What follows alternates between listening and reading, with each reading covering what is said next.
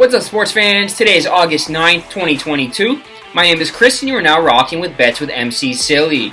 In today's episode of Third and Long, I'm going to be giving you three of my favorite Pac-12 regular season win totals for this year's season. The first win total we're going to be talking about is the California Golden Bears. The Bears come into this season with a win total sitting at 5.5 with minus 115 odds on both sides of the coin. Over the last two seasons, the Bears own a 6-10 record after going 15-11 the 2 years prior to that. This year, I expect much of the same downward spiral to continue for the Bears as they return very little on both sides of the football. In fact, only 8 of the 22 players that started last year's finale for Cal are back, and that does not include a wide receiver or quarterback. There's going to be growing pains for this Cal team, and I fully expect Cal to rethink their decision to extend head coach Justin Wilcox until 2027. On offense for the Bears this year, they're going to be relying on transferred quarterback Jake Plummer, who has come to Berkeley from Purdue. Plummer has been touted as being accurate with his mid to deep throws and as a quarterback with great football knowledge. He finished last season with just 87 completions for 864 yards and 7 touchdowns as a part-time starter. He'll need to find chemistry with a very inexperienced group of wide receivers, but he does have a junior running back in Damian Moore toting the rock out of the backfield. Moore finished last year with 518 yards and 6 touchdowns, but has had issues with fumbling. Defensively, Cal returned just 3 starters in the secondary from last year's number 2 scoring defense in the Pac-12. They'll need to find a way to create turnovers and 3-and-outs, as Cal started 40.3% of their offensive drives inside their own 25-yard line, which had them ranked 114th in the country. If we look at their schedule this year, Notre Dame is giving them a for sure loss. Cal should be able to handle UC Davis and UNLV with ease, but Arizona at home and then trips to Washington State and Colorado leave me a bit skeptical about how a young offense will hold up. The back end of the season is brutal with games against Washington, Oregon, and USC in consecutive weeks before 3 more toss-ups to close the season. I don't think this Bears defense can be as good as it has been over the last little while, and I certainly will take a wait-and-see approach with the offense to see how quickly they can come together. Too many things have to go right for the Bears to go bowling this year, and I don't see it happening. Give me the under 5.5 wins at odds of minus 115. Next up on the season win total market is the Washington Huskies. The Huskies enter this season with a win total sitting at 7.5, shaded to the over at odds of minus 130. The Huskies opened last season with a 13-7 home loss against Montana. Yes, I said Montana, and that was a sign of things to come for them on offense as they sputtered the entire season, ranking 107th in scoring offense and 114th in total offense. This year, they have a brand new coach in Kalen DeBoer, and he's been touted as being an offensive whiz with a very unique spread offense that he's bringing to Seattle. The first thing DeBoer did was handpick his quarterback for this season, and he chose transfer Michael Penix Jr. from Indiana, since the two have a connection together in 2019. Penix had a bit of a poor year last season, throwing for just 939 yards and 4 touchdowns. This year, he'll have a very strong receiving corps to work with, and Robe Odunze should be his favorite target. Odunze put up solid numbers last year as a freshman, finishing with 415 yards and 4 touchdowns.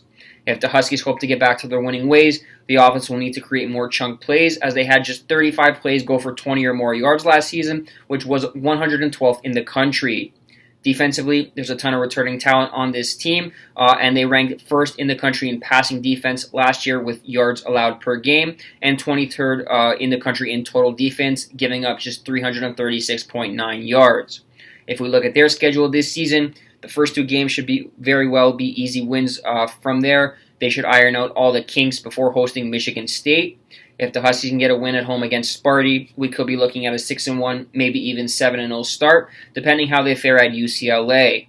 At Cal is going to be a tough matchup, but Oregon State should be a win, while an away trip to Oregon is dicey before hosting Colorado and then hitting up Washington State for the Apple Cup and what's going to be a major revenge spot for them. I know the win total is high and it's doubling last year's output, but the schedule is favorable and the pieces are there on both sides of the football for Washington to bounce back as a program. Give me the over 7.5 odds at odds of minus 130. And finally, the last season win total we are going to be talking about is the USC Trojans. The Trojans enter this season with a win total sitting at 9.5, shaded to the over at odds of minus 120. I'm very excited to see what this Trojan team can do this year and if they live up to the hype. I mean, it's not every day a very high-profile coach like Lincoln Riley up and leaves a CFP contender for a 4-8 school. He then manages to bring his Heisman hopeful quarterback to follow him, along with the best receiver in the country per the award in Jordan Addison. If it works, it's going to be amazing theater. If it fails miserably, well, it's still going to be amazing theater because it's USC. The pieces are there for the Trojans on offense. Williams finished last season with 912 yards and 21 touchdowns. Jordan Addison won the Biletnikoff Award as the best wide receiver after a season where he caught 100 balls for 1,593 yards and 17 touchdowns. Defensively, that's where the major concern lies, and if this defense can find a way not to be ranked 11th overall in the Pac-12 in scoring defense, giving up 31.8 points per game last year, the Trojans should have a chance to do big things this year. New defensive coordinator Alex Grinch will certainly have his work cut out for him this season. If the Trojans average 40 points per game, it won't matter. But to win a national championship, which is the goal, they're going to have to figure out how to stop some teams when it counts the most. Schedule-wise, it's a very favorable season for the USC Trojans. They got Rice, Stanford, Fresno State, Oregon State, Arizona State. Arizona and Colorado should be no doubt about it wins. That's 7. The remaining 5 games, Washington State, Utah, Cal, UCLA, and Notre Dame. I can see them grabbing 3 wins against Cal, UCLA, and Washington State. Utah and Notre Dame are true toss-ups. If my numbers add up, I see a 10-win season at worst for the Trojans. Give me the over 9.5 wins here at odds of -120. That wraps up this edition of Third and Long.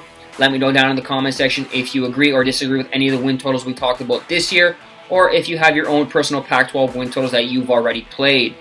If you want more college football content throughout the month of August and into the football season, drop a like and subscribe. On the next episode of Third and Long, I'm going to be talking about the Big 12, and I'm going to give you my best bets for the season win total. As always, kicking is for losers.